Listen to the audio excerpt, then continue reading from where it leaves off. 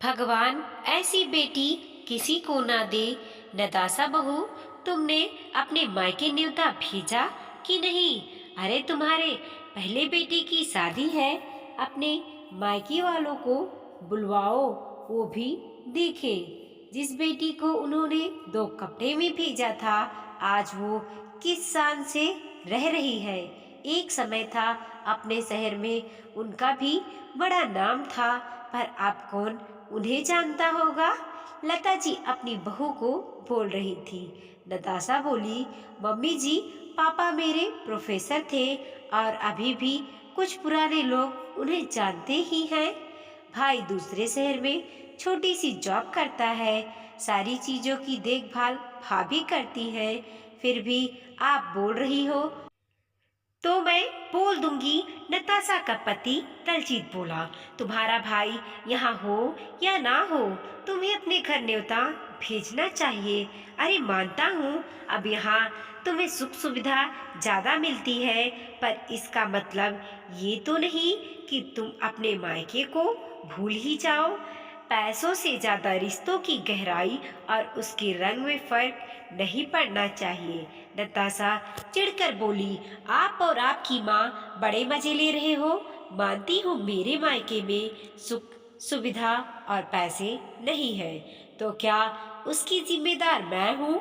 अरे मेरे भाग्य से आपके घर में पैसों की बरसात हो गई, मायका कंगाल हो गया, तो मैं क्या कर सकती हूँ। अपनी बहन को देखो कैसी जिंदगी जी रही है, उसे न्योता क्यों नहीं भेजते?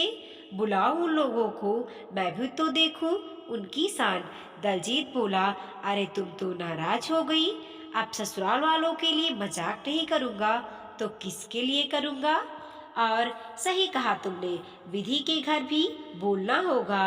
अब आए या ना आए, कल को कहेगी भाई के पास पैसे हो गए तो भाई भूल गया। मैं माँ को कह दूंगा, वो फोन कर देंगी। नताशा नाराज होकर बैठ गई तो दलजीत बोला, अब छोड़ो पुरानी बातों को, खुशी का मौका है, हमारे बेटे की शादी है। 28 साल हम लड़ते झगड़ते यहाँ तक पहुँच गए। हमारा बड़ा बेटा बहू तो आ नहीं रहे हैं, अब उनकी खुशी के लिए हम भी खुशी मनाते हैं। चलो मैं बाहर की तैयारी देखता हूँ, तुम घर की तैयारी देख लो। इतना कहकर वो घर से निकल गए।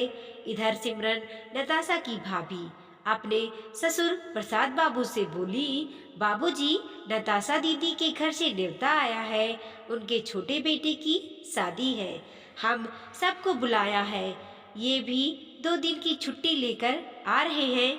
वो बोले, बहू, तुम्हारी ननद पहले यहाँ कितना आती थी, मायके को अपना सहारा समझती थी। जब से उसकी शानो शौकत बढ़ी, यहाँ का रास्ता ही भूल गई। अब यहाँ आने से उसकी इज्जत जो घट जाती है। इसमें गम में तुम्हारी सास भी इस दुनिया से चली गई। पहले तो रक्षा बंधन में आती थी, अब तो उसमें भी आना बंद कर दिया, बस एक राखी भेज देती है। कई साल हो गए उसे देखे हुए, अब उसे हमारी याद कैसे आई? सिमरन बोली, बाबूजी, जो हुआ उस पर मिट्टी डालो। क्या बेटी जैसा सहारा एक बहू नहीं दे सकती? अब रिश्ता है तो निभाना ही पड़ेगा। माँ जी के जाने के बाद नहीं चाहती कि लोग ये कहे कि भाभी ने रिश्तेदारी नहीं निभाई। मैं हूं ना, आप चिंता क्यों कर रहे हैं? मैं सब संभाल लूंगी, किसी चीज की कमी नहीं होने दूंगी। सिमरन के पति दिनेश दूसरे शहर में छोटी सी जॉब करता था। घर के हालात अच्छे नहीं थे, सोने का भाव इतना बढ़ गया था कि नया कुछ खरीदना सिमरन के बस की बात नहीं थी। उसने अपनी पुरानी सोने का मांग टीका को साफ करवाया और बाजार से एक साड़ी और मिठाई लेकर पैक करवा ली और पूरे परिवार के साथ अपने ननद के घर पहुंची। रात में समारोह था। सिमरन ने तोहफा प्रसाद बाबू के हाथों से ननद को दिलवाया। नताशा तोहफे को देखकर उखड़ी हुई आवाज में बोली, बाबूजी, इसकी क्या जरूरत थी? मैं कौन सा मायके के सहारे बैठी हूँ? मैंने बहू के लिए सब ले लिया, बेकार में लोग देखेंगे तो हंसेंगे। आप तो बस बहू को आशीर्वाद ही दे दीजिए। लता जी आगे बढ़कर पैकेट लेकर बोली, अब मायके से क्या आया है ये तो देखना ही पड़ेगा। उन्होंने साड़ी को खोलते हुए कहा, ऐसी साड़ी हमने अपनी ड्राइवर की बेटी की शादी में दी थी। नताशा की ननद विधि साड़ी लेते हुए बोली, भाभी ये बहुत सुंदर साड़ी है, आप पर बहुत खिलेगी। और माँ, मायके की कोई भी चीज महंगी और सस्ती नहीं बल्कि प्यार से लिपटा हुआ मायके का सहारा होता है। नताशा बोली, विधि दीदी अगर आपको ये पसंद है तो आप ही रख लीजिए, क्योंकि मैं और मेरी बहू तो ये नहीं पहन सकते हैं। प्रसाद बाबू बहू का चेहरा देख रहे थे। सिमरन धीरे से बोली, बाबूजी बोलने वाले तो बोलते ही हैं, हमने दिल से उपहार दिया है, बस यही बहुत है। तभी विधि प्रसाद बाबू से बोली, बाबूजी पिता का प्रेम और आशीर्वाद ही बहुत बड़ा सहारा होता है। पैसों तो हाथ के मैल है, कल आपके पास था आज इनके पास है, ना जाने कल किसके पास रहेगा। विधि की शादी भी एक संयुक्त परिवार में हुई थी। उसके पति जनरल स्टोर की दुकान चलाते थे। कोरोना काल में उसका बहुत नुकसान हुआ, जिसके कारण विधि की माली हालत भी ठीक नहीं थी।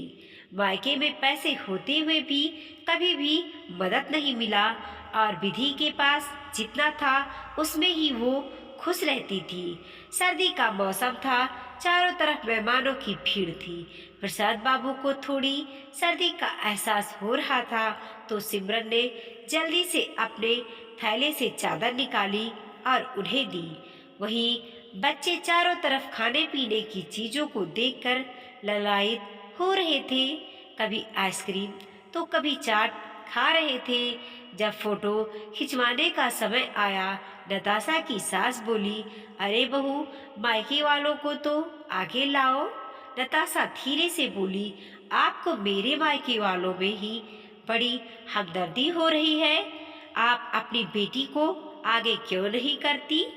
यहाँ मेरी जान पहचान के बहुत लोग हैं, मुझे अपनी बेइज्जती नहीं करवानी है।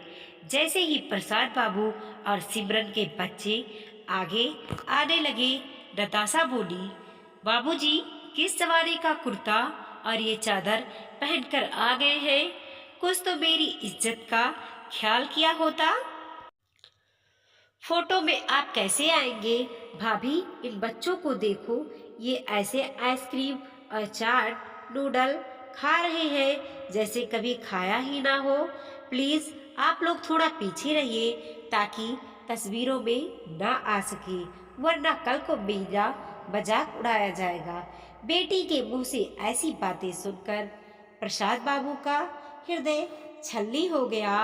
वो बहू से बोले, बहू मुझे यहाँ से ले चलो, मेरा दम घुट रहा है।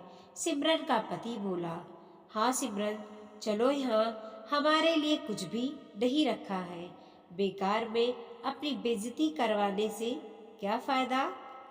ऐसा समारोह हमारे लिए नहीं है।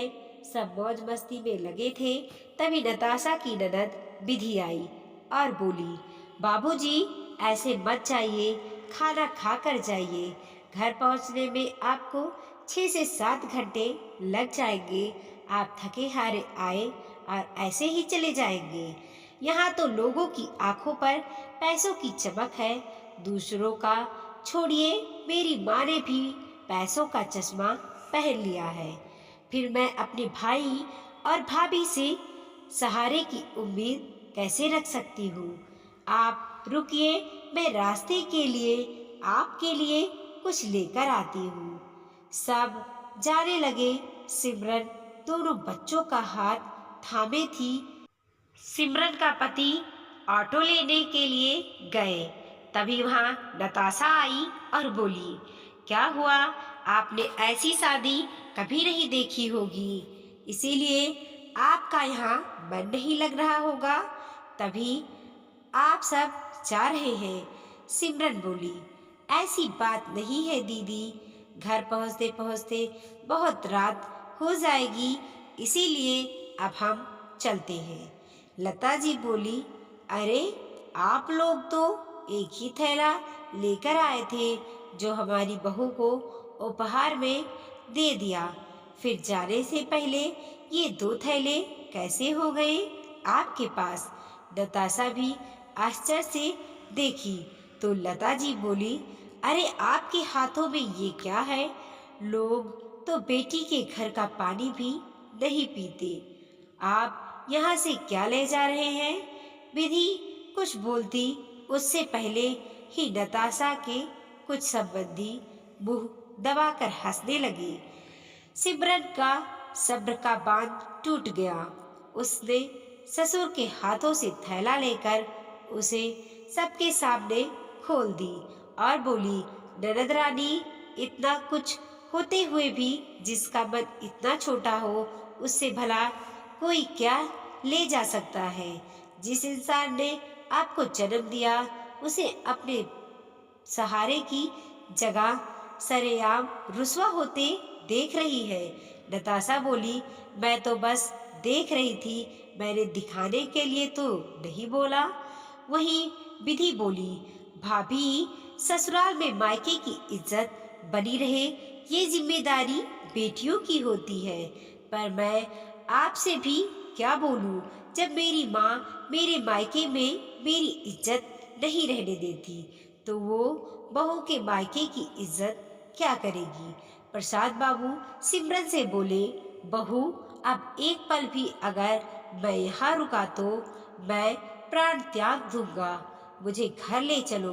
नताशा बोली, मैंने ऐसा क्या कह दिया कि बेटी से बढ़कर आपके लिए बहू हो गई है और आप ऐसी बातें कर रहे हैं? सिमरन बोली, ननद रानी, मैं बहू होकर सहारा दे सकती हूँ, पर आप, जिस माली ने हर धूप से आपको बचाया, हर पल आपका सहारा बना रहा, आज आपने उसे सरेआम रुस्वा किया। सिमरन बोली, चलिए बाबूजी, मैं बहुत खुश किस्मत हूँ कि मुझे आप जैसे पिता का साथ मिला।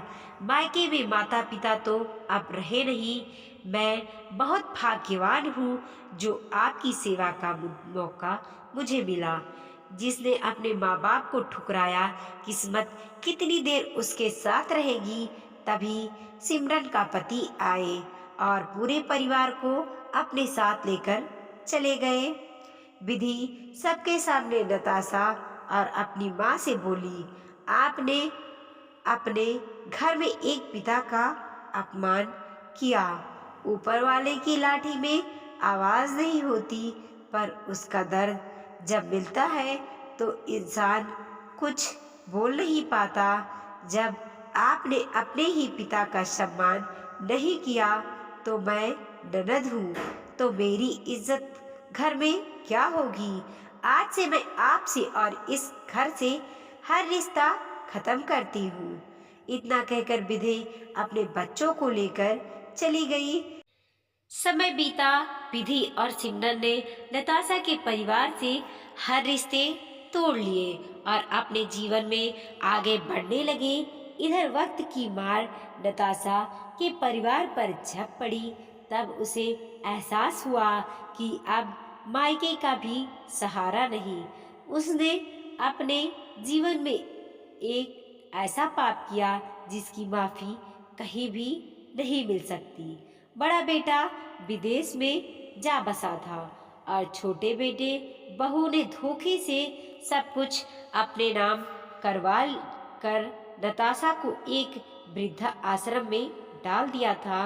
अब नताशा की जिंदगी वृद्धा आश्रम में कट रही थी। दोस्तों, जब एक बहू बेटी बनकर सहारा दे सकती है तो क्या बेटी अपना फर्ज नहीं निभा सकती? क्या पैसों की चमक लोगों को उनके पिता से इतना दूर कर देती है कि बचपन से जिस पिता ने सहारा दिया, क्या ये भी वो भूल जाती हैं? ऐसा नहीं होना चाहिए।